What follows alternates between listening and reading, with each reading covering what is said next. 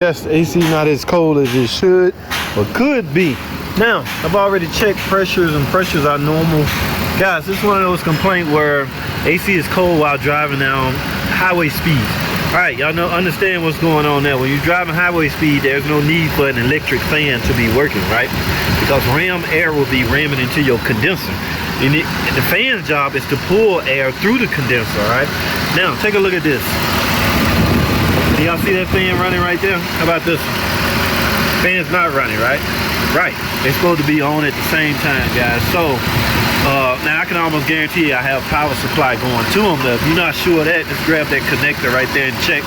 But at any rate, both fans should be running and they're not. So, I'm gonna check the power supply and ground at that connector. If it's there, I'm gonna have to get a complete fan assembly, guys. One side working, one side not. Well, this is what they got me, guys. Fan motor assembly. I don't know of any other way to get this. I don't know if they sell the motor separately or not. Now, one thing is bothering me, guys. They got these connectors just lingering around. I guess I'm gonna have to tie strap them. Original one is not like that.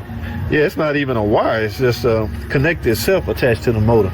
But I understand there's a difference. I just gotta adjust. Now we're gonna put this on, recheck this AC. Guys, new fans are installed. Take a look. Yeah. As you can see, they both are blowing. Now you're getting full condenser airflow being pulled through the condenser. Remember, guys, the electric fan's job is to pull air through the condenser.